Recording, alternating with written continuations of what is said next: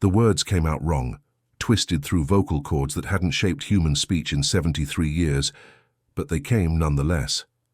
Please, don't scream. The creature standing in the moonlight of the Arizona desert should not have been able to speak at all. Its form shifted between coyote and something horrifically other, bones cracking and reforming beneath skin that looked like it had been stretched over the wrong skeleton. But it was the eyes that held her frozen, not the yellow gleam of an animal, but something ancient and desperately sad, something that remembered being human. Dr. Sarah Chen's flashlight trembled in her hands as those impossible words hung in the cold desert air between them, her scientific mind shattering against a reality that her anthropology PhD from Berkeley had never prepared her for. The thing's jaw worked again, struggling with the mechanics of human language, and when it spoke a second time, its voice carried the weight of centuries. I was like you once.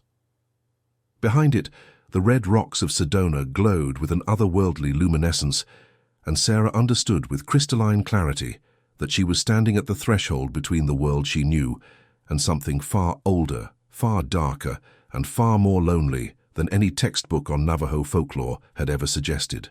The creature took one step closer, and Sarah noticed it was crying, impossible tears streaming down a face that kept shifting between human and beast, between man and monster, between hope and absolute despair. If you connect with my story, please press the like button to find some light in this heart. Subscribe to the channel so you don't miss the next life stories, and tell me about them in the comments where you are watching this video and what time it is right now. It makes me very happy to know that from any corner of the country or the world you're listening to me. In the vast emptiness of the Arizona desert, where the Sonoran landscape meets the ancient red rocks of Sedona and the wind carries stories older than America itself, there existed a being caught between worlds. Neshoba had not been born a monster, though monster was what he had become. 237 years ago, he had been a young Navajo warrior named Neshoba Benali, 24 years old, proud and foolish, and desperately in love with a woman whose name he could no longer remember, though he could still recall the exact shade of her eyes in firelight. The transformation had been his punishment for a crime he couldn't undo, a choice made in anger and jealousy that had cost him everything human. Now, as he watched from the shadows of a Palo Verde tree, he observed another human entering his territory. Dr. Sarah Chen, a 28-year-old anthropologist from the University of Arizona, her rental jeep kicking up dust as it bounced along the primitive road leading to the dig site. She had come to study Yinaldlushi, the Navajo word for what white people called skinwalkers, never knowing that one was watching her with something that might have been curiosity, or might have been hunger, or might have been the last flickering ember of hope in a heart that had long forgotten how to beat with human rhythm. Neshoba remembered the taste of human food, though his body had not digested anything but raw meat for over 2 centuries. He remembered laughter, though the sounds that came from his throat now were closer to howls. Most painfully, he remembered touch, gentle, loving, human touch, though his skin had been replaced by something that shifted and changed, something that could be fur or scales or leather, depending on which form the curse forced upon him in any given moment. The desert had been his prison and his kingdom for longer than the United States had existed as a nation. He had watched wagon trains cross the territory, had seen the railroad cut through the landscape, had witnessed the transformation of the frontier into highways and strip malls and tourist traps selling dream catchers made in China. Through it all he had remained, cursed to walk in the skin of beasts, forbidden to die, condemned to an existence that was neither life nor death, but something infinitely worse. Awareness without hope, consciousness without connection, an eternal punishment for a momentary act of darkness. Sarah Chen had no idea she was being watched as she set up her campsite that first evening.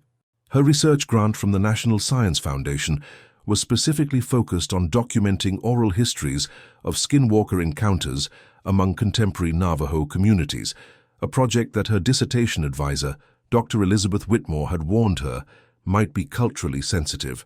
Sarah didn't care about sensitivity as much as she cared about truth.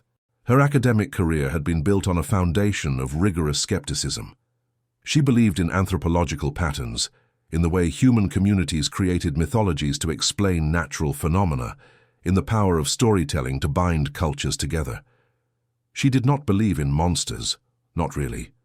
Not until that first night, when she heard something circling her tent, something that walked sometimes on 4 legs and sometimes on 2, something that breathed with a rhythm that sounded almost like sobbing. Neshoba hadn't meant to get so close. He typically maintained a distance of at least 3 miles from any human habitation, a rule he'd developed over decades of painful learning. Too close, and the curse would overwhelm him, would transform his last shreds of human will into pure predatory instinct. But there was something about this woman, something in the way she moved through the desert with both respect and fearlessness, that drew him like a moth to flame. He watched her from the darkness beyond her campfire's light, his form shifting uncomfortably between coyote and wolf, and something with too many joints, too many teeth. She was reading by lamplight, making notes in a journal, occasionally speaking into a digital recorder. Her voice carried on the night air, and he caught fragments. Interview with Thomas Bigay scheduled for tomorrow. Reports of unusual animal behavior near Canyon de Chelly. 3 missing hikers in the past year, all experienced outdoorsmen. The name Thomas Bigay sent a shockwave through Neshoba's consciousness that was strong enough to force an involuntary transformation. His bones cracked and reformed, and for a brief, agonizing moment he was almost human, almost. Thomas Bigay. Neshoba had known that name, or rather, he had known the family.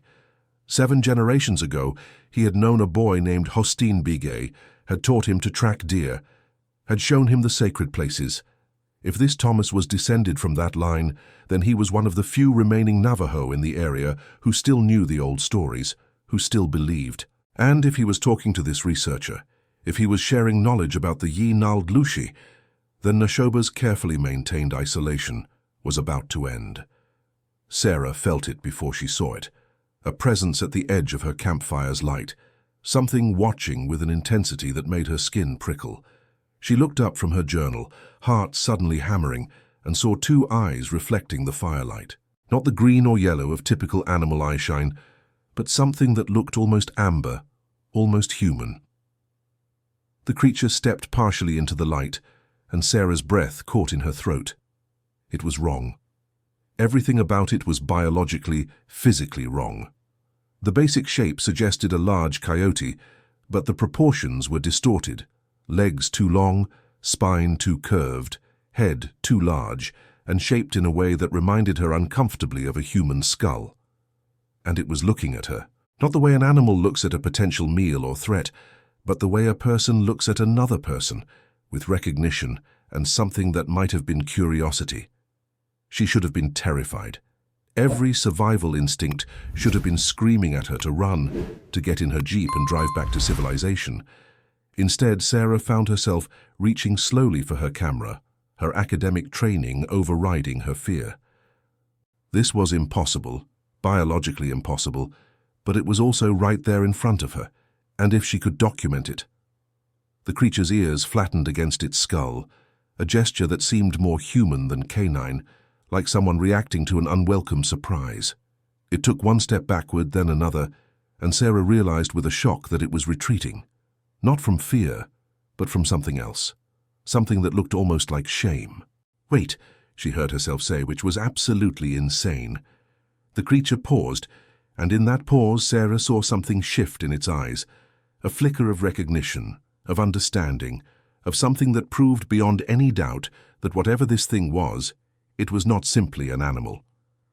It opened its mouth, and Sarah expected a growl or a snarl, but what emerged was worse.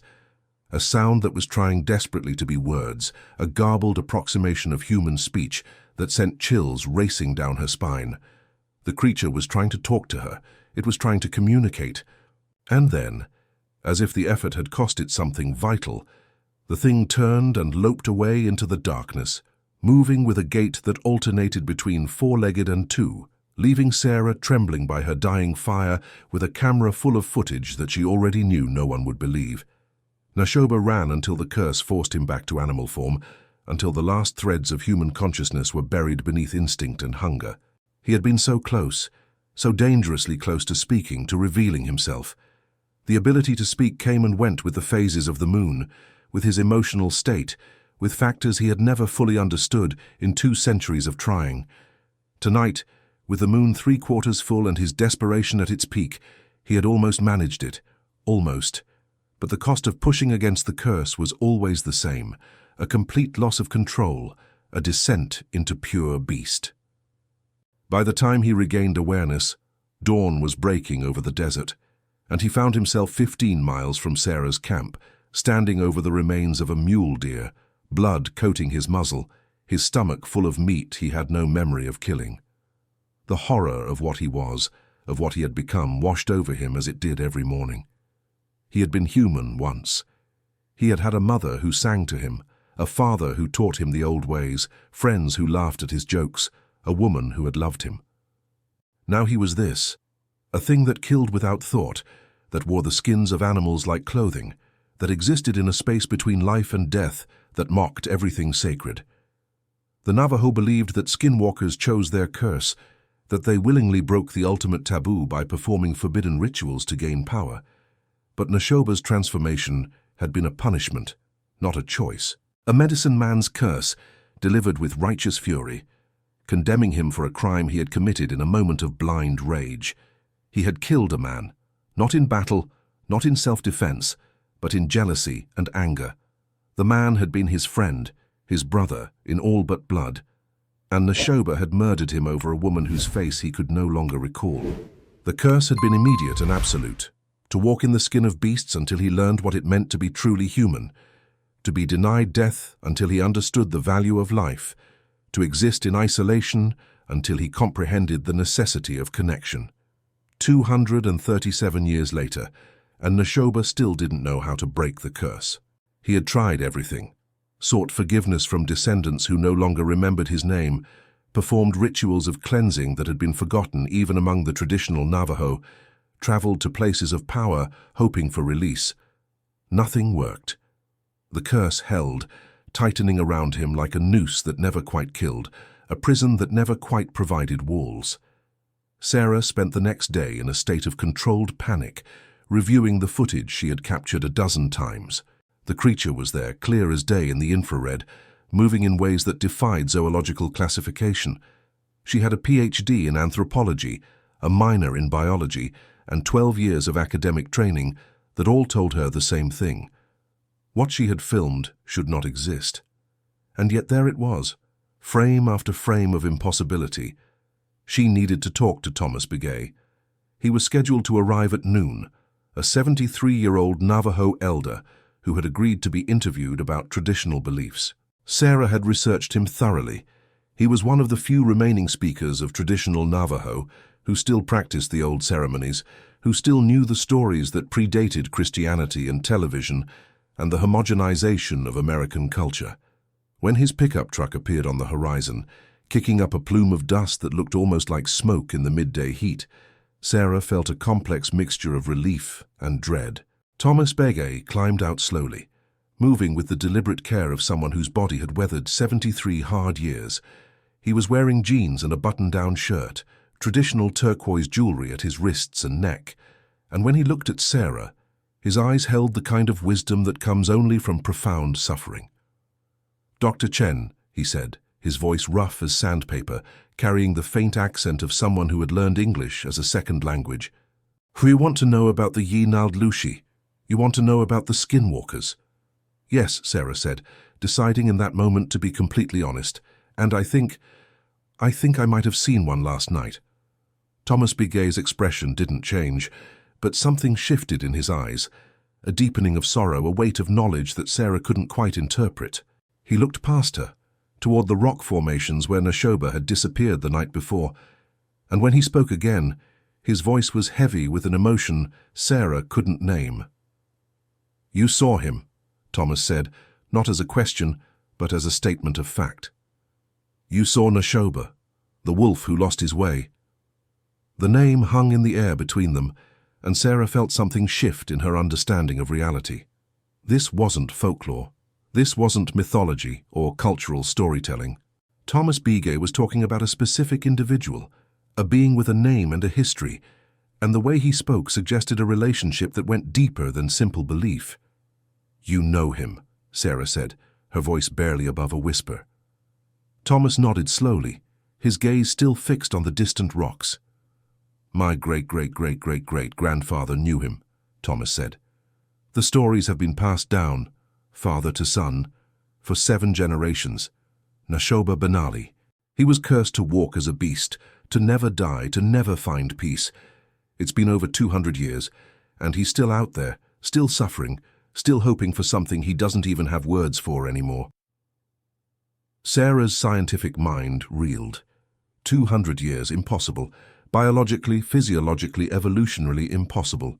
And yet the evidence of her senses, the footage on her camera, the presence she had felt last night, all of it pointed toward a truth that her education had never prepared her to accept. "Why?" she asked. "Why was he cursed?"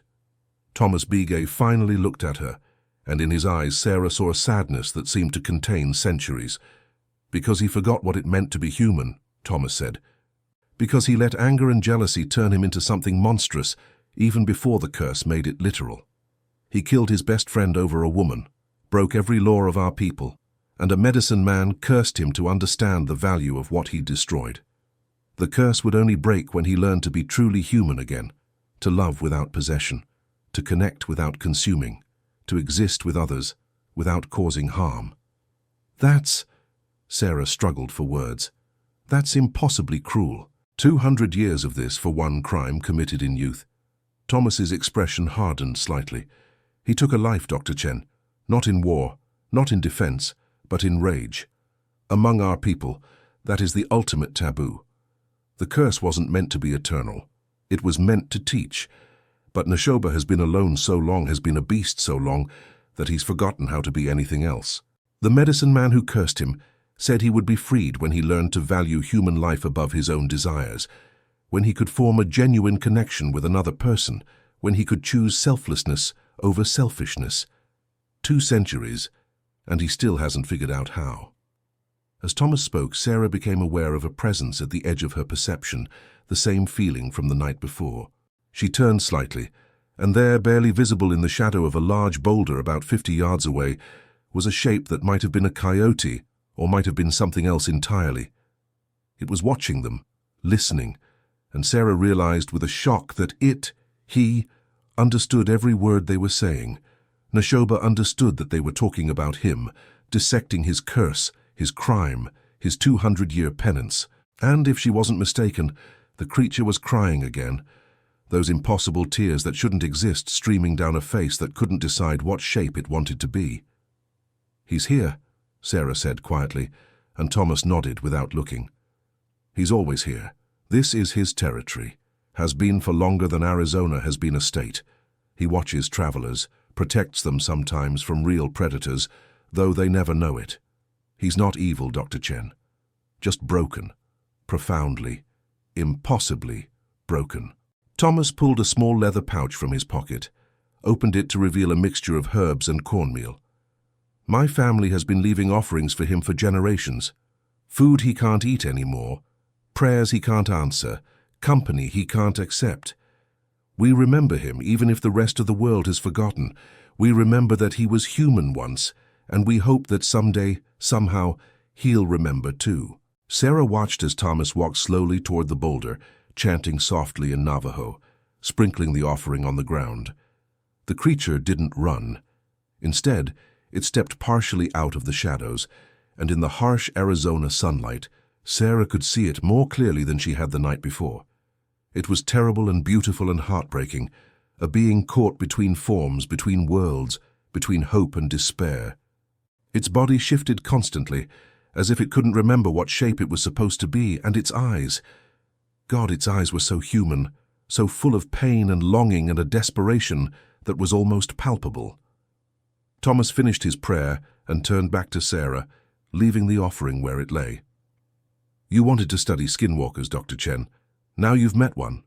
The question is, what are you going to do with that knowledge?" Sarah looked at the creature, at Nashoba, and felt something shift deep in her chest, not fear, but a profound sense of purpose.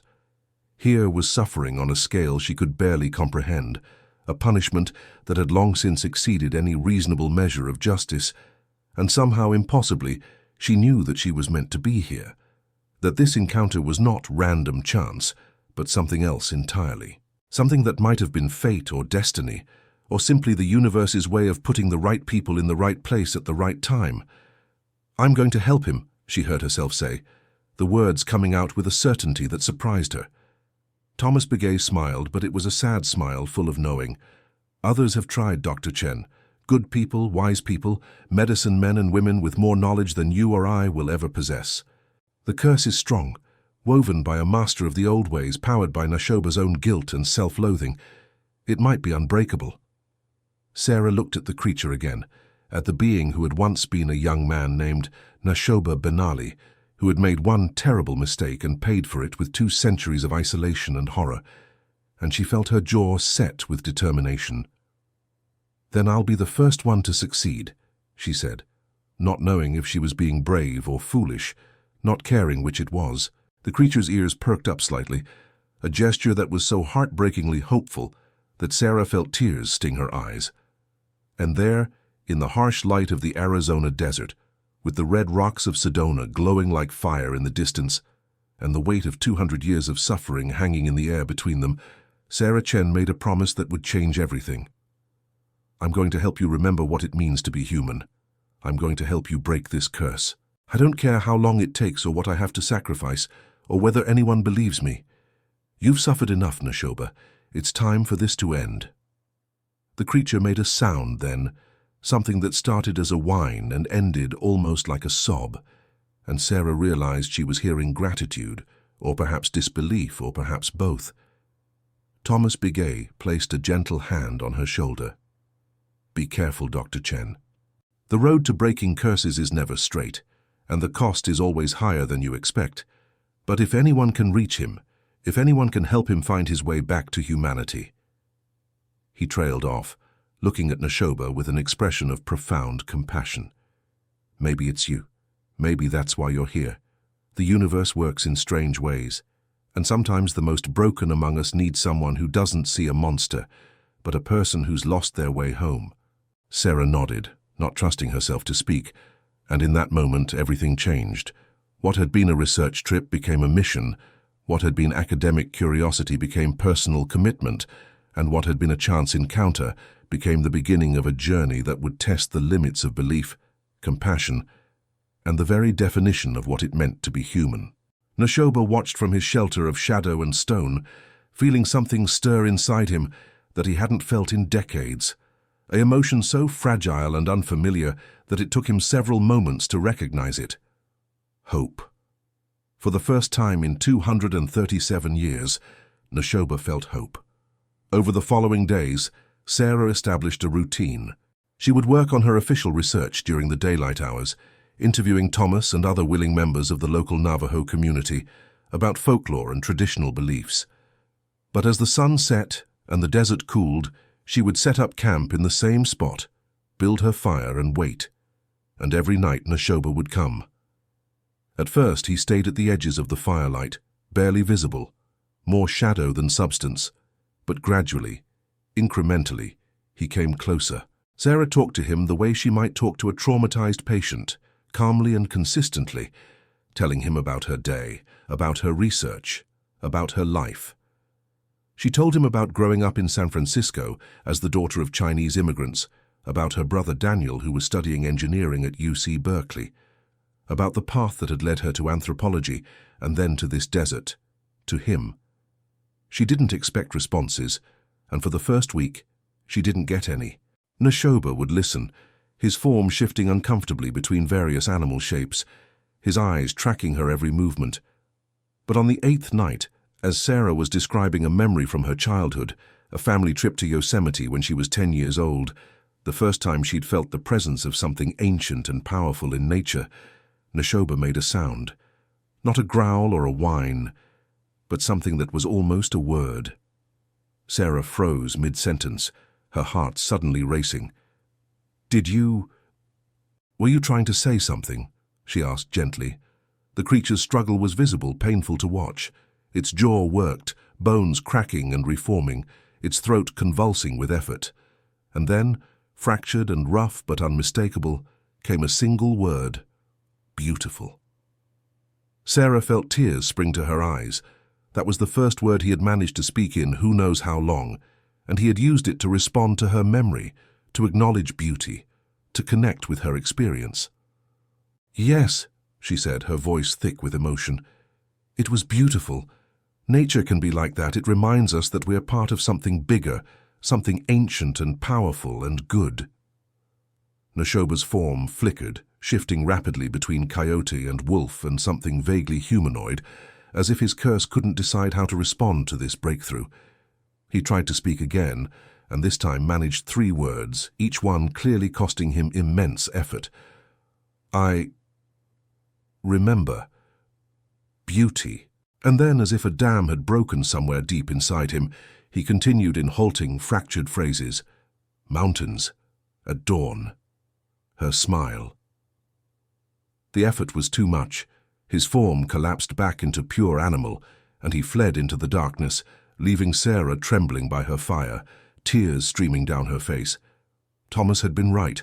This was more than an academic exercise, more than research, more than a simple attempt to help a cursed being. This was about witnessing suffering on a profound scale and refusing to look away, about recognizing humanity in the most inhuman of forms, about believing that redemption was possible even after 2 centuries of punishment. Sarah pulled out her phone, knowing she had no signal way out here but needing to write down her thoughts anyway. "Day 8, she typed into her notes app.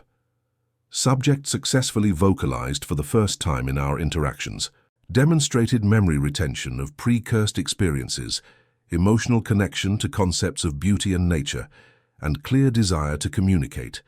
The curse appears to suppress but not eliminate human consciousness. Hypothesis: with consistent, compassionate interaction, neural pathways for human speech and behavior might be reinforced, potentially weakening the curse's hold." She paused, then added a note that no academic paper would ever include. "His pain is unbearable to witness. How does someone survive 200 years of this? How does any consciousness remain intact? And yet he's here, fighting every night to speak, to connect, to remember what he was. If I accomplish nothing else in my life, helping this being find peace would be enough." Miles away, in a cave that had been his primary den for the past 50 years, Neshoba curled into himself, his form finally settling into something that was mostly wolf, and allowed himself to feel the full weight of what had just happened. He had spoken. Not just made sounds, but formed actual words, communicated thoughts and memories, connected with another living being. The effort had been agonizing, had cost him more energy than running for 12 hours straight. But he had done it. And Sarah, he thought of her by name now, had learned it from listening to Thomas. Sarah hadn't run, hadn't screamed, hadn't looked at him with horror or disgust. She had cried, but they had been tears of joy, of hope, of compassion. She had seen past the monster to the person trapped inside. For the first time in longer than he could remember, Neshoba allowed himself to imagine a future that contained something other than endless suffering. What if the curse could be broken? What if he could find his way back to humanity? The medicine man's words echoed across the centuries. "You will walk as a beast until you learn to value human life above your own desires, until you can form genuine connection, until you choose selflessness over selfishness." Connection. He had just connected with Sarah, had shared a moment of understanding, of mutual recognition. It was small, perhaps, in the grand scheme of 2 centuries, but it was something. It was a beginning. And beginnings, Neshoba remembered from his human life, were often the most important part of any journey. Sarah's younger brother Daniel arrived 3 days later, driving up in a rented convertible with California plates, his face anxious.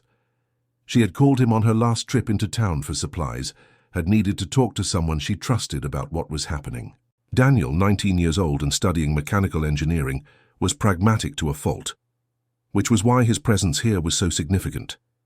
If he had come, it meant he believed her, at least enough to be worried. Sarah.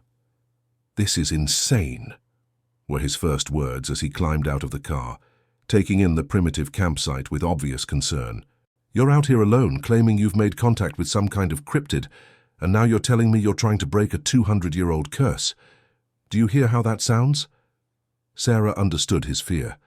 If their positions were reversed, she would be equally concerned, but she also knew that some truths couldn't be explained, only experienced. "He'll come tonight," she said calmly, "when it's dark, when he feels safe. And you'll see that I'm not crazy, that this is real, that there's a person trapped in there who needs help." Daniel looked skeptical, but he stayed. They ate dinner together, talked about family and school and normal things, and as the sun set over the desert, transforming the landscape into shades of gold and crimson and purple, Sarah felt Neshoba's presence before she saw him. There at the edge of the firelight, two amber eyes reflecting the flames, watching with an intensity that made even Daniel fall silent. "Jesus Christ," Daniel whispered, his engineering-trained mind visibly struggling to process what he was seeing. The creature stepped closer, and in the firelight the wrongness of its form was even more apparent, bones that seemed to shift beneath the skin, proportions that defied biological logic, eyes that held far too much awareness. "Sarah, we need to leave now. That can't be." But Sarah held up a hand, her eyes never leaving Neshoba. "It's okay," she said softly. "Daniel, this is Neshoba. Neshoba, this is my brother, the one I told you about. He's scared. But he's here because he loves me and wants to make sure I'm safe." The creature's gaze shifted to Daniel, and for a long moment they stared at each other. The cursed skinwalker and the engineering student, separated by 2 centuries, and a chasm of experience that should have been unbridgeable. Then Neshoba did something unexpected. He sat down, deliberately, the way a dog might sit to show it wasn't a threat, and when he spoke, his voice was clearer than it had been days before, the words coming with slightly less struggle. "I will not hurt her. I protect what is precious." Daniel's face went white. "It talks," he said faintly. "It actually talks. Sarah, it's talking in English with a human voice. How is that possible?" Sarah felt a surge of pride in Neshoba's progress, but also a protective instinct that surprised her. "He's not an it, is Daniel. He's a person. His name is Neshoba Benali, and he's been suffering for over 200 years because of a curse. He's forgotten how to be human, but he's trying to remember. And I'm going to help him." She looked at Neshoba, saw the way his form trembled with the effort of maintaining enough human characteristics to speak, saw the desperate hope in his eyes. "We're going to help him, both of us." Daniel spent that night awake, watching Neshoba watch Sarah, and by morning his skepticism had transformed into something else, not quite belief, but a willingness to suspend disbelief, to accept that the universe contained stranger things than his engineering textbooks had suggested.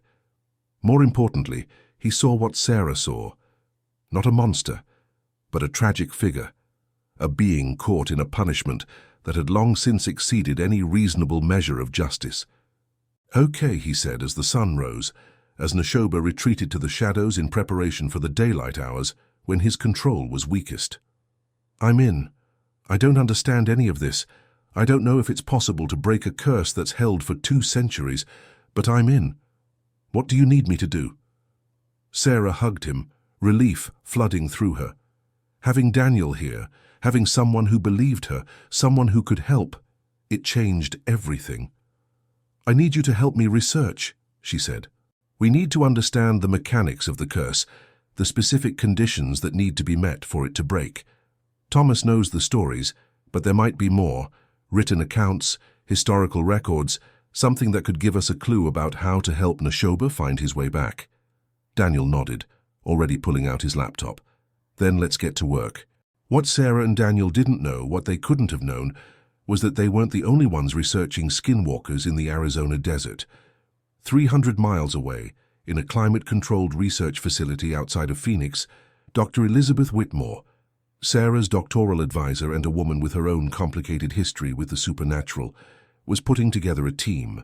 She had received Sarah's last email before the younger woman had stopped responding to messages, had read between the lines, and understood that her protégé had found something real, something dangerous. And Elizabeth Whitmore, 42 years old and carrying secrets that would have destroyed her academic career if they ever came to light, knew exactly how dangerous a real skinwalker could be. She had her own scars to prove it, hidden beneath long sleeves and careful makeup, marks from an encounter 20 years ago that had left her twin sister Maya dead and Elizabeth forever changed. The team Elizabeth was assembling wasn't academic. It was military or close enough. Private contractors with experience in unusual biological threats, men and women who had seen things that officially didn't exist and had the training to deal with them. When they rolled out of Phoenix in a convoy of black SUVs, they weren't coming to study the skinwalker, or understand it or help it. They were coming to capture it, to contain it, to make sure that whatever Sarah Chen had found never had the chance to hurt anyone else. Elizabeth told herself it was for Sarah's protection, that she was saving her student from a danger the younger woman couldn't comprehend. But late at night, in the privacy of her hotel room, Elizabeth looked at the scars on her arms and knew the truth. This was about revenge, about finally having the resources and the justification to hunt the thing that had destroyed her family. The fact that this skinwalker might not be the same one that had killed Maya didn't matter. They were all monsters. They all deserved what was coming. As the convoy approached Sedona, as Sarah and Daniel worked by lamplight to decode the conditions of the curse, as Nashoba slept fitfully in his cave and dreamed of a time when his hands had been human and his voice had carried laughter instead of howls, the pieces of a tragedy were being set in motion. Forces were converging, hope and vengeance, redemption and retribution, love and hate, and the Arizona desert, ancient and patient, prepared itself for what was coming. The red rocks glowed in the sunset like wounds in the earth, and the wind carried warnings that no one was listening to, whispers of danger and choice and consequences that would ripple across centuries. The story was accelerating toward a climax that none of them could foresee, a confrontation that would test every assumption about justice and mercy and the price of being human in a world that had forgotten how to forgive. Sarah woke on the 11th day to find Thomas Begay standing at the edge of her camp, his face grave. "They're coming," he said without preamble. "People from the university, armed people. They'll be here by tomorrow night. Word got out that you found something, and now there are those who want to study it, to capture it, to use it." Sarah felt her blood run cold. "How do you know?" Thomas pulled out an old flip phone. "I have friends in many places, Dr. Chen. The Navajo Nation may seem small to outsiders, but we are everywhere, and we take care of our own. This has been reported to me by 3 different sources. They're not coming to help. They're coming to take him away." Daniel swore creatively in Cantonese, earning a surprised look from Thomas. "We need to leave," he said. "Get Sarah out of here, somewhere safe." But Sarah was already shaking her head. "We can't leave Nashoba. If they capture him, if they take him to some facility to study like he's just a specimen." She couldn't finish the thought. The idea of Nashoba, who was just starting to remember language and connection, being treated as a thing to be dissected and analyzed, it was unbearable. "We have to warn him. We have to figure out how to break the curse before they get here." Thomas nodded slowly. "Then we need to work fast. The curse, as it was originally laid, has 3 conditions. First, Nashoba must value human life above his own desires, meaning he must choose to protect or save someone, even when it costs him personally.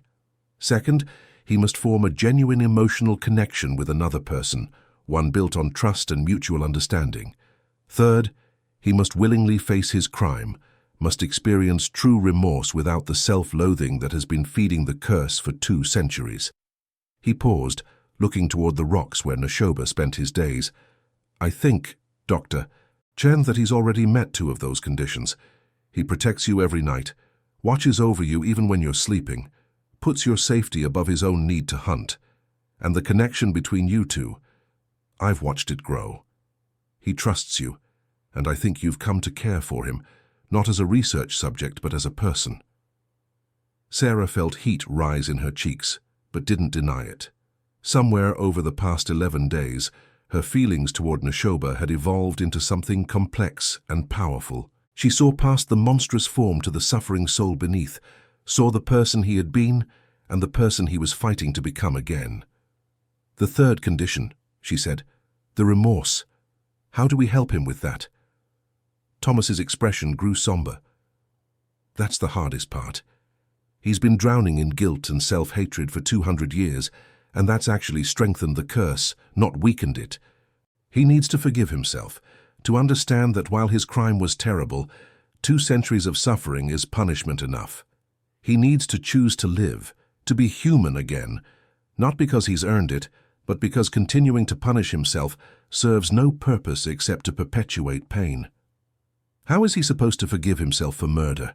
Daniel asked, his engineer's mind struggling with the abstract nature of the problem. Thomas looked at the young man with surprising gentleness. "The same way any of us forgives ourselves for the things we've done, the people we've hurt, the moments we wish we could take back. We accept that we were flawed, that we made mistakes, that we caused harm, and then we choose to do better, to be better, to make sure that the pain we've experienced teaches us something valuable rather than just making us more broken." He turned back to Sarah. "You need to make him understand that redemption isn't about erasing the past. It's about choosing who you want to be in the future." That night, Sarah sent Daniel back to his hotel in town, needing to have this conversation with Neshoba alone. When the creature appeared at the edge of her firelight, Sarah saw immediately that something had changed. He was more human-shaped than she had ever seen him, his form settling into something that was almost recognizably male, though still wrong in subtle ways, joints that bent at incorrect angles, skin that flickered between human and fur, hands that were halfway between paws and fingers. "You're getting better at this," she said softly, "at choosing your form." Neshoba's voice, when he spoke, was clearer than ever, though still rough with disuse and effort. "Thomas told you about the curse, the conditions." It wasn't a question. Sarah nodded, deciding that honesty was the only way forward. "He did. And Neshoba, I think you've already met 2 of them. You've been protecting me, choosing my safety over your own needs. And we've connected. I feel it, and I think you do too, that bond, that trust between us, it's real." She paused, gathering her courage. "But the 3rd condition, the forgiveness, the remorse without self-hatred, that's the hardest one, isn't it?" The creature that had been Neshoba Benali made a sound that was half sob, half howl. "I killed him, my friend, my brother, because I wanted what he had, because I was jealous, selfish, monstrous even, before the curse." His form wavered, threatening to collapse back into pure animal. "I deserve this. All of it. Forever." Sarah stood up, moved closer than she had ever dared before, close enough that she could have touched him if she reached out. "No," she said firmly. "You don't. No one deserves 200 years of torture for a crime committed in youth, in anger, in a moment of terrible judgment. What you did was wrong. You know that. You've known it for centuries. But Neshoba, the punishment doesn't fit the crime anymore. It hasn't for a very long time. You don't understand," Neshoba said, his voice breaking. "I see his face. Every day, every night. His shock when the knife." He couldn't finish, his form shuddering with the weight of 2-century-old memory. "His name was Ashki. We grew up together. He was better than me. Kinder. The woman we both loved, she chose him because he deserved her, and I didn't. And I couldn't. I couldn't let that stand. I killed him because my pride was worth more to me than his life." Sarah felt tears on her cheeks, but didn't wipe them away. "And you've paid for that, Neshoba. You've paid with 200 years of isolation, of horror, of being unable to die, unable to connect, unable to be human. When does the payment become enough? When does the punishment become its own crime?" Neshoba looked at her with those amber eyes that held so much pain, so much longing, so much desperate need to believe what she was saying. "I don't know how to stop hating myself." Sarah reached out slowly, giving him every chance to pull away, and when he didn't, she placed her hand on what might have been his shoulder, feeling the shifting texture of his form beneath her palm, fur and skin, and something else, something that existed between states. "Then let me help you," she said. "Let me show you that you're worth saving, that redemption is possible, that the person you were at 24, doesn't have to define who you are forever. The moment stretched between them, charged with possibility and danger, and something that might have been hope. And then, from the darkness beyond Sarah's camp, came a sound that made them both freeze, the rumble of multiple engines, the crunch of tires on desert gravel, the sharp voices of people who were armed and organized and hunting. Elizabeth Whitmore's team had arrived early. They were surrounding the camp, and they had brought enough firepower to bring down something much larger and more dangerous than one cursed skinwalker. "Sarah!" Daniel's voice cracked across the night, panic evident. He must have seen them coming, must have driven back to try to warn her. "Sarah, run!" But Sarah didn't run. She stepped in front of Neshoba, placing herself between the cursed being and the approaching vehicles, her arms spread wide in a gesture of protection that was as futile as it was brave. "No," she said, not shouting but speaking with absolute conviction. "No, you're not taking him. He's not a specimen, he's not a monster, he's a person, and he's suffered enough." Elizabeth Whitmore stepped out of the lead SUV, and even in the darkness, Sarah recognized her dissertation advisor. The betrayal hit like a physical blow. "Dr. Whitmore?" she said, her voice small and confused. "What? Why are you here?" Elizabeth's face was hard, carved from stone and old pain. "To protect you, Sarah. To stop you from making a terrible mistake. That thing behind you killed my sister 20 years ago, tore her apart while I watched, and now you're standing here defending it, protecting it like it's some kind of victim." Sarah felt Neshoba tense behind her, felt the way his form shifted toward something more combat-ready, more dangerous. But when he spoke, his voice was thick with an emotion Sarah couldn't quite identify.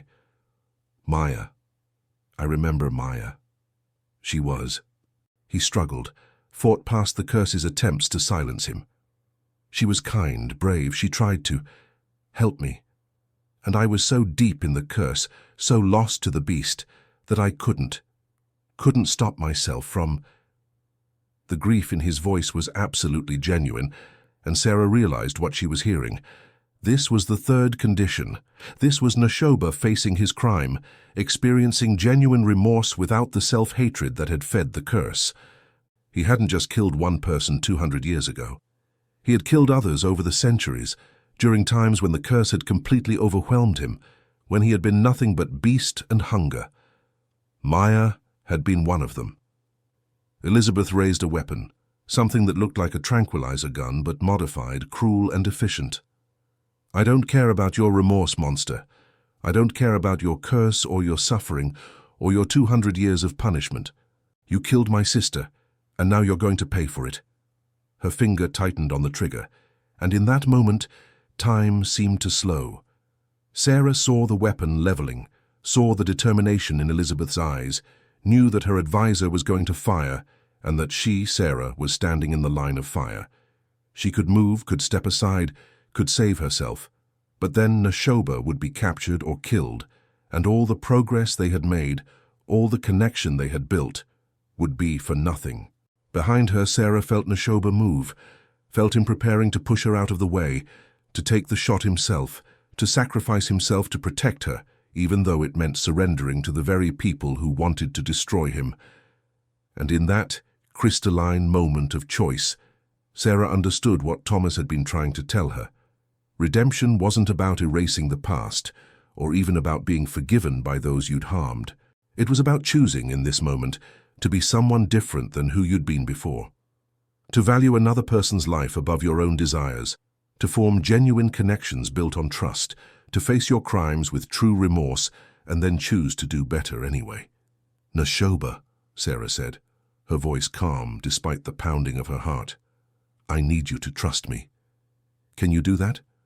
She felt, rather than saw his nod, felt the way his form trembled with the effort of staying human enough to understand language, to make choices rather than just react. "Then don't fight. Don't run. Just transform. Become human. Not the in-between state you've been managing, but fully human. I know you can do it. You've met all 3 conditions of the curse. You've been protecting me for days, valuing my safety over your own. We've formed a connection, a real bond built on trust and understanding. And just now facing Elizabeth, acknowledging what you did to Maya without drowning in self-hatred. That's the third condition. You've earned this, Neshoba. You've paid enough. Now it's time to choose to be human again. The silence that followed was absolute, broken only by the idling engines of the SUVs and the harsh breathing of Elizabeth Whitmore as she kept her weapon trained on them. And then Neshoba began to change, but not in the way Sarah had seen before. This wasn't the painful, involuntary shifting between forms that the curse had forced on him for 2 centuries. This was deliberate, controlled, a conscious choice to be human. His bones realigned with cracks that sounded like gunshots in the desert night. His skin settled into brown flesh, unmarred by fur or scales. His face reconstructed itself into something that was undeniably, completely human. A Navajo man who looked to be in his mid-20s, handsome despite the evidence of suffering in his eyes, completely naked and completely vulnerable. The transformation took perhaps 30 seconds, and when it was complete, a man stood where a monster had been. Not a creature caught between worlds, but a human being, flesh and blood and bone. His chest heaving with the effort of breathing, tears streaming down his face as he experienced the full weight of human emotion for the first time in 237 years. "I'm sorry," Neshoba said, his voice now fully human, directed at Elizabeth. "For Maya, for all of them. For every life I took when the curse had me, when I was more beast than man. I can't undo it. I can't bring them back. But I can choose to be different now, to use the rest of whatever life I have to make sure no one else suffers the way they did, the way you did." Elizabeth's weapon wavered. She had come here expecting a monster, had brought an entire team prepared to capture or kill a supernatural threat. But now she was faced with a man, broken, traumatized, clearly suffering, but undeniably human. "This is a trick," she said, but her voice lacked conviction. "Skinwalkers can take human form. That's what they do. That's how they hunt." Thomas Bigay stepped forward from where he had been standing at the edge of the camp, his weathered face solemn. "The curse is broken," he said with quiet authority. "I can feel it. The energy that has bound him to animal forms, that has kept him trapped between worlds, it's gone. He has met the conditions. He is human again, Dr. Whitmore. Fully, truly human." Sarah turned to look at Neshoba, and what she saw took her breath away. He was beautiful and terrible, bearing the weight of 2 centuries in eyes that still remembered being young, still carried the grief of every life he'd taken and every dawn he'd witnessed in a body that wasn't his own. "Neshoba," she said softly, and he looked at her with an expression of such profound gratitude and equally profound fear that she felt her heart might break. He was afraid that this was temporary, that the curse would reassert itself, that he would transform back into the monster he'd been. "It's okay," Sarah said, stepping closer, offering her hand. "You're free. You did it. You're human again." He took her hand with fingers that trembled, skin touching skin for the first time in longer than most nations had existed, and the simple contact seemed to ground him, to make the transformation real. I don't know how to be this anymore," he said, his voice cracking. "How to be human. It's been so long and I've forgotten everything." Sarah squeezed his hand gently. "Then we'll figure it out together. You're not alone anymore, Neshoba. You don't have to carry this by yourself."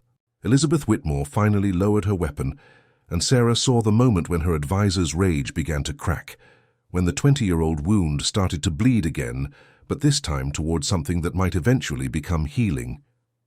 "He killed my sister," Elizabeth said, but it was no longer an accusation. It was a statement of fact, of pain, of a loss that would never fully heal but might someday hurt less. Neshoba met her eyes, not flinching from the hatred and grief he found there. "I did," he said. "I was cursed to be a monster, but the curse didn't make me one. It just revealed what I already was capable of becoming. Your sister tried to help me. She saw that I was suffering, that I was trapped, and she tried to reach me the same way Sarah has. But I was too far gone then, too lost to the beast. I killed her, and I've carried that with me every day since." "Why should I forgive you?" Elizabeth asked, and it was a genuine question, not rhetorical. Nashoba shook his head. You shouldn't. I don't expect forgiveness from you or from the families of anyone else I've hurt. I can't earn that. But what I can do is make sure that the rest of my life, however long or short it might be, is spent trying to protect instead of harm, to connect instead of isolate, to be someone who helps ease suffering rather than causing it. He paused, his grip on Sarah's hand tightening. Your sister's last words to me before the curse took over completely were, "You can still choose." She was right. I couldn't choose then. But I can choose now. And I choose to honor her memory by becoming the person she believed I could be, even when I couldn't believe it myself. The standoff held for another long moment, and then Elizabeth made a decision that Sarah would spend years trying to fully understand. She holstered her weapon, waved back her team, and walked slowly toward Nashoba. When she was close enough that Sarah could see the tears on her advisor's face, Elizabeth spoke in a voice that was barely above a whisper. My sister's name was Maya Elena Whitmore. She was 22 years old, studying to be a veterinarian because she believed that all creatures deserved compassion, even the dangerous ones. She had a laugh that sounded like music and a heart that was too big for this world. When you remember her, and I want you to remember her not just as someone you killed but as a person who lived and loved and tried to make the world better, remember that. Remember that she died trying to help a suffering creature, because that's who she was. Nashoba's face crumpled, and he sank to his knees in the desert sand, still holding Sarah's hand, like it was the only thing keeping him tethered to humanity. Maya Elena Whitmore, he repeated, committing the name to memory, to the same place where he carried Ashki's name and all the others. I will remember. I will make sure her death meant something. I swear it. Elizabeth nodded once, sharply, then turned and walked back to her vehicle. She paused before getting in, looked back at Sarah. Take care of him, Dr. Chen. Not because he deserves it, but because my sister would have wanted someone to. And maybe. She swallowed hard. Maybe 200 years of suffering really is enough. Maybe it's time for this cycle of pain to end.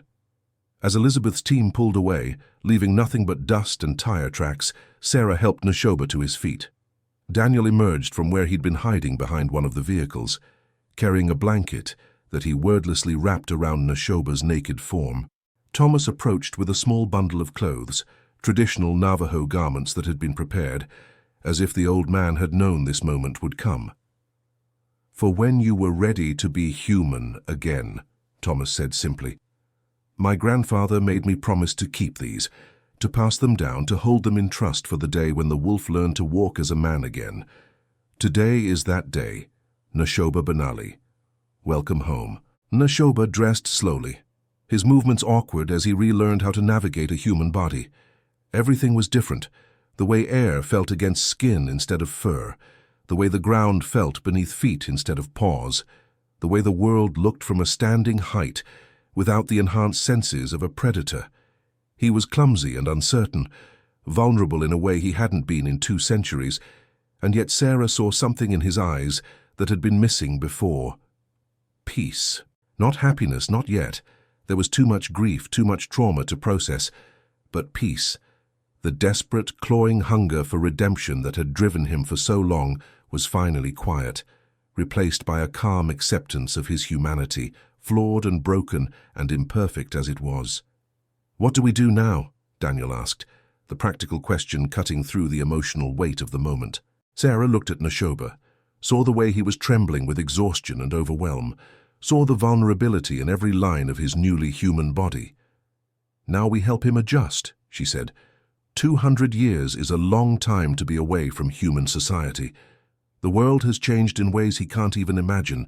Cars, phones, electricity, the internet, all of it will be completely foreign. She squeezed Nashoba's hand again.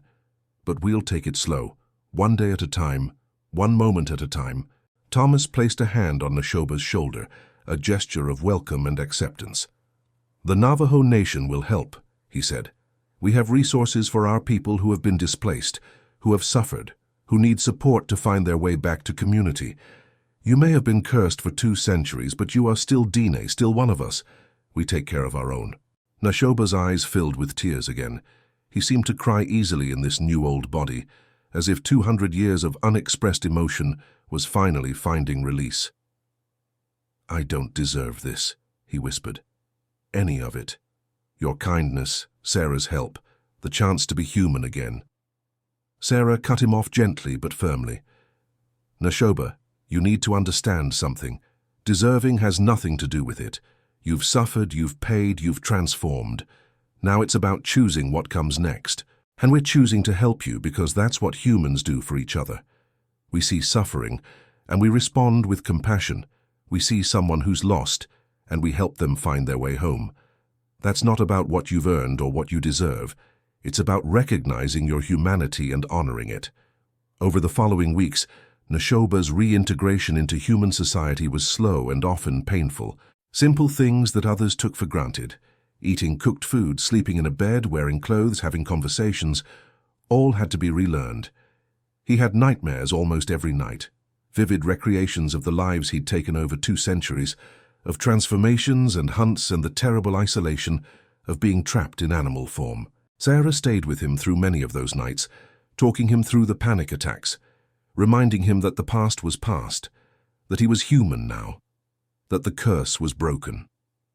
Thomas introduced Nashoba to other members of the Navajo community, and while some were fearful or skeptical, others welcomed him with a generosity of spirit that left Sarah in awe. They had oral histories about the cursed warrior, stories passed down through generations, and many viewed his return to humanity as a kind of miracle, a proof that no one was beyond redemption, that curses could be broken, that hope was never truly lost. Slowly, painfully, Nashoba began to build a life. He worked with Thomas to relearn the language he had forgotten, to understand the modern Navajo nation and how it had evolved from the world he'd known. He volunteered at an animal shelter, finding that he had a unique ability to calm even the most aggressive and traumatized creatures. A gift born from centuries of understanding what it meant to be feared and misunderstood. Sarah completed her dissertation, but the topic had changed entirely. Instead of a theoretical analysis of Skinwalker mythology, she wrote about redemption, transformation, and the human capacity for change even after profound trauma. She didn't name Nashoba directly. That was his story to tell if he ever chose to. But she wove their experience into a broader examination of how traditional beliefs and modern psychology intersected, how ancient wisdom about curses and blessings mapped onto contemporary understanding of trauma and healing.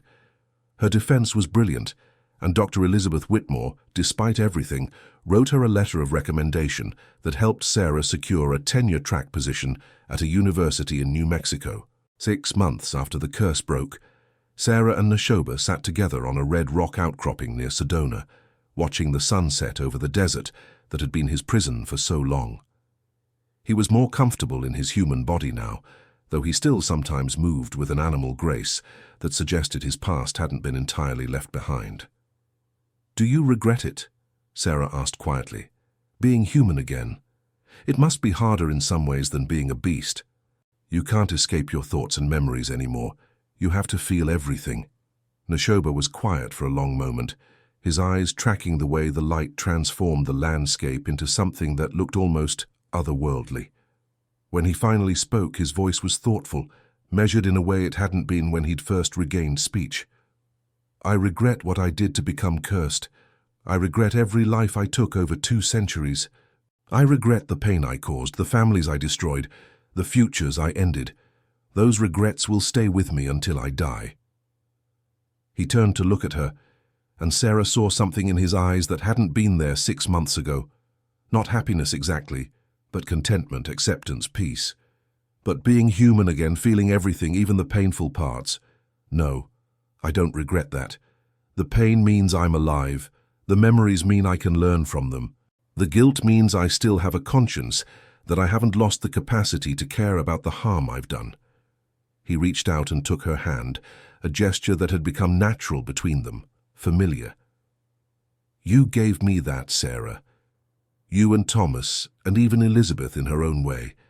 You saw past the monster to the person, and you refused to give up on me even when I had given up on myself.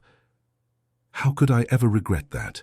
Sarah felt tears prick at her eyes, She seemed to cry more easily too these days, as if Neshoba's vulnerability had given her permission to feel more deeply. "You did the work, Neshoba. I just reminded you that you were capable of it." They sat in comfortable silence as the desert cooled and the stars began to emerge, ancient patterns that Neshoba had watched for 2 centuries but could now appreciate with human eyes, human understanding. Somewhere in the distance a coyote howled, and Neshoba tensed slightly. Old instincts die hard, but then relaxed, recognizing it for what it was. Just an animal calling out to its pack, nothing supernatural or cursed about it. "I've been thinking," he said after a while, "about what I want to do with the rest of my life, however long that turns out to be." Sarah waited, knowing he would continue when he was ready. "I want to help others who are trapped," Neshoba said. "Not just by curses, though if there are others like I was, I want to help them too, but people who are trapped by trauma, by guilt, by the belief that they're beyond redemption. I've been in that darkness. I know how it feels to believe that you're a monster, that you don't deserve connection or love or a second chance. And I want to be someone who can say, I've been there, and I found my way back, and you can too." It was a beautiful vision, and Sarah could see it clearly. Neshoba working with veterans, with trauma survivors, with people who carried wounds that wouldn't heal, offering them the hard-won wisdom of someone who had spent 2 centuries learning what it meant to be human. "I think that's perfect," she said. "I think Maya would approve, and Thomas, and everyone who's helped you on this journey." She paused, then added quietly, "I'm proud of you for choosing this, for choosing to transform your suffering into something that can help others." Neshoba squeezed her hand gently. "I couldn't have done it without you, any of it. He struggled for words, still sometimes finding it difficult to express complex emotions in human language. "You're my pack, my family, the connection that made it possible for me to remember what it meant to be part of something bigger than myself." Sarah felt warmth bloom in her chest, a feeling that she was still trying to fully name and understand. What she felt for Neshoba wasn't simple. It was friendship and professional interest and protective instinct and something deeper, something that scared her a little with its intensity. "We should probably head back," she said, deflecting from emotions that felt too big to examine yet. "Thomas is making dinner and Daniel will complain if we're late." Neshoba stood, offering her a hand up, with the courtly manners of someone from a much earlier era. One of the few remnants of his 18th century upbringing that had survived the centuries. As they walked back to the small house that the Navajo Nation had provided for Neshoba's transition, Sarah found herself thinking about the future, about what came next. Her position in New Mexico started in 3 months. Daniel would be returning to Berkeley soon. The temporary support structure they'd built here in Arizona couldn't last forever, but maybe that was okay. Maybe Neshoba was strong enough now, human enough, healed enough to build his own life, to form his own connections beyond the small group that had helped him break the curse. Maybe the point of redemption wasn't to stay forever in the moment of salvation, but to move forward, to keep choosing humanity day after day, to build something new on the foundation of hard-won transformation. As they approached the house and heard laughter spilling out, Thomas and Daniel were apparently telling jokes while cooking. Sarah realized that this was what healing looked like. Not a dramatic moment of triumph, but a series of small, ordinary choices to keep living, to keep connecting, to keep being human even when it was hard. Elizabeth Whitmore visited once more before Sarah left for New Mexico, arriving unannounced on a hot afternoon when Neshoba was working in Thomas's garden, another form of therapy, reconnecting with growing things, learning patience and care. Elizabeth watched him for a long time before approaching, her face carefully neutral. When Neshoba noticed her, Sarah saw him tense, saw old fear and guilt wash across his features. But he didn't run. That was growth. He stood, wiped the dirt from his hands, and walked slowly toward the woman whose sister he had killed. "Dr. Whitmore," he said quietly, respectfully, "I didn't expect to see you again." Elizabeth's jaw worked for a moment before she spoke. "I came to tell you something. I've been angry for 20 years, angry at you, at the universe, at myself for surviving when Maya didn't. That anger has been. It's been like poison, eating away at everything good in my life. I've lost relationships, opportunities, peace of mind, all because I couldn't let go of what happened. She paused, her eyes shining with unshed tears. But watching you these past months, seeing you struggle to be human again, to build a life, to choose every day to be better than you were, it's made me realize something. Neshoba waited, barely breathing, and Sarah found herself holding her breath too. Maya would have forgiven you, Elizabeth said. She probably did forgive you in those last moments. That was who she was, someone who believed in second chances, in the possibility of redemption, in the fundamental goodness of all living things. And if she could forgive you, if she would have wanted me to forgive you. Elizabeth took a shaky breath. Then maybe I need to try, not for you, not even really for her, but for myself, so I can finally put down this burden I've been carrying. Neshoba's eyes filled with tears. I don't deserve your forgiveness, he said, his voice rough with emotion. But if you can find a way to let go of the anger, if you can find peace, that would honor her memory more than my suffering ever could. Elizabeth nodded once, sharply, then did something that surprised everyone. She stepped forward and pulled Neshoba into a brief, fierce hug, the kind of embrace that communicated both farewell and acceptance, grief and hope, ending and beginning. Be good, she whispered. Be the person she believed you could be. That's all I ask. When she pulled away, Elizabeth turned to Sarah. Take care of yourself, Dr. Chen, and thank you for seeing something in him that I couldn't. You were right. 200 years was enough. She walked back to her car, and as she drove away, Sarah saw her advisor's shoulders shaking with sobs. It wasn't full healing. Not yet. But it was a start. Sometimes that's all anyone could ask for. A start. A first step towards something better. The day Sarah left for New Mexico, half the Navajo community seemed to turn out to say goodbye. There was food and music and stories, a celebration that felt both joyous and melancholic. Neshoba stood slightly apart from the crowd, still not entirely comfortable with large gatherings, but he was there participating, present in a way he hadn't been able to be for 2 centuries. When it came time for Sarah to leave, he walked her to her car, Daniel following a respectful distance behind to give them privacy. Thank you, Neshoba said, the words inadequate for everything he was trying to express. For believing in me, for refusing to see a monster, for... He struggled, then gave up on finding perfect words. For everything. Sarah felt tears threaten. She'd cried more in the past 6 months than in the previous 5 years combined, but she smiled through them. You're going to be okay, she said with conviction. You're human again, you're building a life. You have people who care about you. This isn't goodbye forever. I'm only a few hours' drive away, and I expect regular updates. You'll visit? Neshoba asked, and the hope in his voice reminded Sarah of how young he actually was, physically in his mid-20s, even if his experiences spanned centuries. I'll visit, she promised, and you can visit me. The desert will still be here, but you're not trapped by it anymore.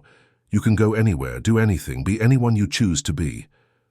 She paused, then added quietly, You're free, Neshoba. Really, truly free. Don't forget that. He pulled her into a hug, and Sarah was struck by how different it felt from those early days, when he'd been something inhuman, something other. Now he was just a man, warm and solid and real, holding on to her like she was a lifeline to the human world he was still learning to navigate. I won't forget, he murmured into her hair. How could I forget the person who gave me back my humanity? They stood like that for a long moment, neither wanting to be the first to pull away, both knowing that this marked the end of one chapter and the beginning of another. Finally, Sarah extracted herself gently, climbed into her car with Daniel, and started the engine. As they pulled away, she watched Neshoba in the rearview mirror, standing tall and human in the Arizona sun, surrounded by people who had accepted him, who had given him a chance to be something other than his worst moment. He raised a hand in farewell, and Sarah returned the gesture, feeling something profound settle in her chest. Not grief exactly, but the bittersweet ache of transformation, of watching someone you care about deeply step into their own life, their own future, without you. "You love him," Daniel said quietly as they merged onto the highway. It wasn't a question. Sarah considered denying it, but what was the point? Her brother knew her too well, and besides, maybe it was time to be honest with herself about the complex tangle of feelings Nashoba had awakened in her. "I do," she admitted, "but not in a simple way. He's a person I helped save, and who helped save me too, who reminded me that anthropology isn't just about studying cultures from a distance, but about recognizing the humanity in everyone, even those who seem most different from us." Daniel was quiet for a while, then said, "You know you're going to write about this, right? Not just the dissertation, but books, articles, your whole career. This is the kind of transformative experience that defines a scholar's work." Sarah nodded, already feeling the pull of it, the way this story wanted to be told, not as dry academic analysis, but as something alive and real, a testament to the possibility of redemption and the power of seeing past surface appearance to the struggling soul beneath. "I know," she said, "but I need to do it right, need to honor Nashoba's privacy, Thomas's wisdom, even Elizabeth's pain. This isn't just my story to tell." As Arizona disappeared behind them and New Mexico opened up ahead, Sarah thought about the journey she'd taken, from skeptical academic to believer in forces beyond her training, from isolated researcher to someone willing to risk everything for connection and compassion. The desert had taught her things no classroom ever could about suffering and redemption, about the thin line between human and monster, about the ways that curses could be broken, not through magic, but through the simple, radical act of choosing to believe in someone's capacity for change. Miles behind them, Nashoba stood in Thomas Begay's garden, his hands in the earth, feeling the ancient rhythm of growing things, of cycles of death and rebirth, of transformation that happened slowly, organically, through patient tending and care. The curse was broken. He was human. But the real work was just beginning. The daily, unglamorous work of being a person, of managing trauma and guilt and hope and connection, of choosing every morning to be someone who helped rather than harmed, who built rather than destroyed, who loved rather than isolated. In the years that followed, Nashoba would become exactly what he had envisioned that sunset evening with Sarah, a helper, a guide, a living testament to the possibility of transformation. He worked with veterans struggling with PTSD, with survivors of abuse trying to reclaim their humanity, with anyone who felt trapped by their past, their trauma, their worst moments. He never fully shared his own story. Some things were too strange, too unbelievable. But people sensed that he spoke from deep, hard-won experience when he said, "I've been where you are. I know how it feels to believe you're beyond saving, and I'm here to tell you that you're not. No one is. Never." Sarah's career flourished in ways she couldn't have anticipated. Her work on trauma and redemption, informed by her experiences with Nashoba, broke new ground in anthropological theory and practice. She returned to Arizona often, visiting Thomas and Nashoba, maintaining connections that felt more like family than professional relationships. And sometimes, on quiet desert evenings when the red rocks glowed like embers and the stars emerged in their ancient patterns, she and Nashoba would sit together in comfortable silence. Two people who had been profoundly changed by their encounter, who carried the weight of a miracle that most would never believe, but they knew, bone deep, was absolutely real. The story of the cursed skinwalker, who learned to be human again, became one more thread in the complex tapestry of Navajo oral history, passed down through generations with the weight of truth and the shimmer of legend. Children would hear it and wonder if monsters could truly change, if curses could truly be broken, if redemption was truly possible, even after centuries of darkness. And the elders would smile and say yes, all of it was possible, because they had known Nashoba Benali, had watched him transform from beast to man, had witnessed the power of connection and compassion to break even the most ancient of bindings. Years turned into decades, and Nashoba aged normally now, his body following the natural rhythm of human life, each wrinkle and gray hair a gift rather than a curse. He married eventually, a quiet ceremony attended by a small circle of friends. Thomas presiding, Sarah standing as witness, and his wife was someone who knew his history, who had listened to his story with open heart and unwavering acceptance, who saw in his eyes the depth of suffering that had been transformed into wisdom and chose to build a life with him anyway. They had children, and Neshoba experienced the profound joy and terror of being a father, of holding new life and being responsible for its safety and growth, of teaching his children the values he had learned through 2 centuries of the hardest lessons imaginable. He never forgot. Not Ashki, the friend he had murdered, not Maya, who had died trying to help him, not the countless other lives, animal and human, that had been lost during his cursed existence. Their names were written in his heart, a litany of grief and regret that he carried always. But he learned to carry them differently, not as weights that crushed him, but as reminders of why every moment of human connection mattered, why every choice to do good was significant, why the work of being truly human was never finished but always worth the effort. Sarah wrote about all of this eventually, in a book that straddled the line between academic text and memoir, between anthropological analysis and personal testimony. She didn't use real names, didn't give away identifying details, but anyone who knew the story, Thomas Elizabeth Neshoba himself, recognized the truth woven through the narrative. The book became influential in unexpected ways, sparking conversations about justice and mercy, about the nature of punishment and redemption, about whether any crime truly deserved eternal consequences, or whether every soul, no matter how lost, retained the capacity for transformation. Elizabeth Whitmore read the book 3 times, and on the 3rd reading she finally felt something shift in the place where Maya's death had lived as an open wound for decades. Not healing exactly, some losses leave permanent scars, but a easing, a softening, an acceptance that her sister's death had not been meaningless. Maya had been trying to help a suffering being, had died in service of her deepest values, and her attempt, though it failed in the moment, had planted seeds that eventually bloomed into Neshoba's redemption. In a strange, painful way, Maya's compassion had contributed to a transformation that might prevent future deaths, might break cycles of violence and suffering. It wasn't justice, but it was something. It was meaning. The desert remained, patient and eternal. Red rocks glowing in sun and moonlight, wind carrying stories across the ages. Places that had known Neshoba as beast now knew him as man.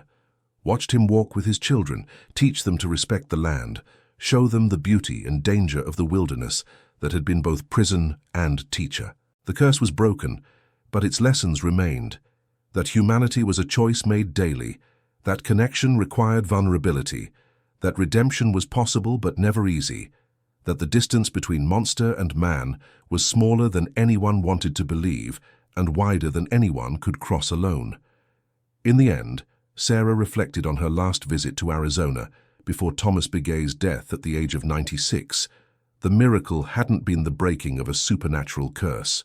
The miracle had been much simpler and much more profound.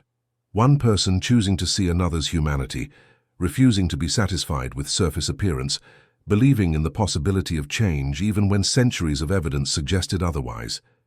That choice, to connect, to care, to hope, had broken chains stronger than any curse, had transformed suffering into wisdom, isolation into community, and a monster into a man who could love and be loved in return.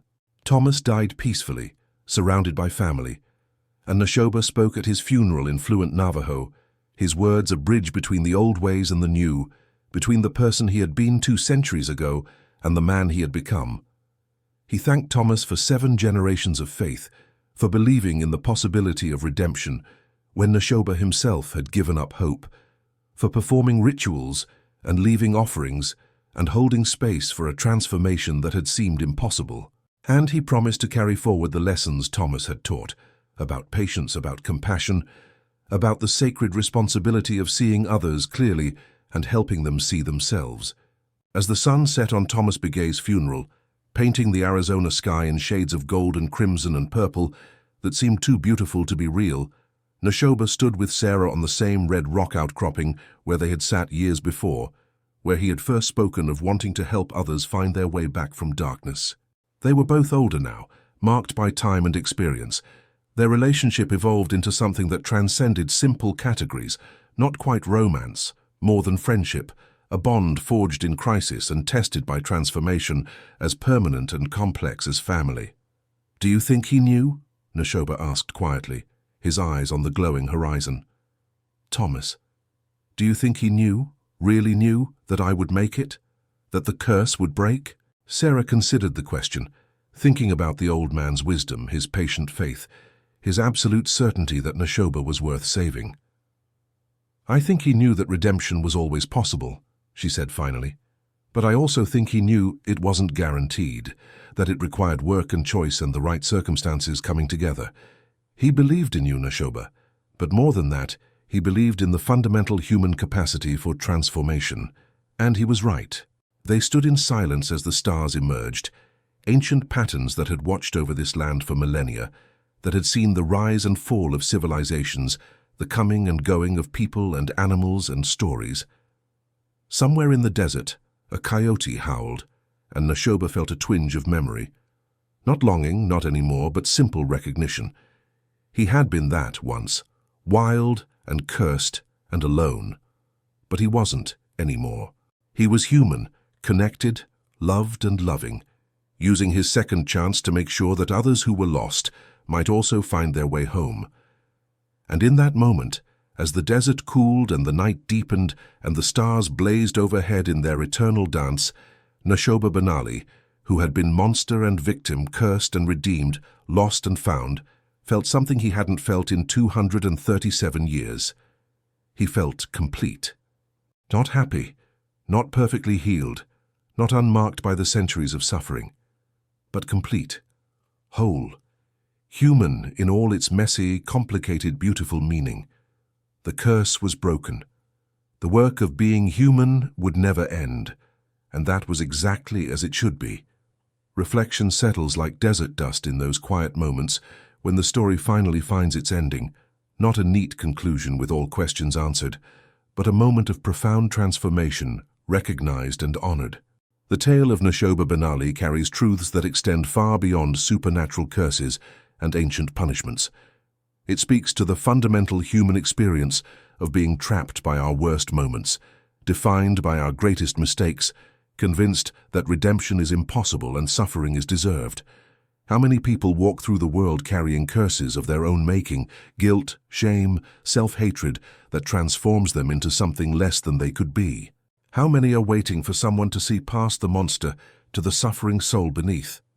The lesson isn't that all sins can be forgiven, or that every punishment is too harsh.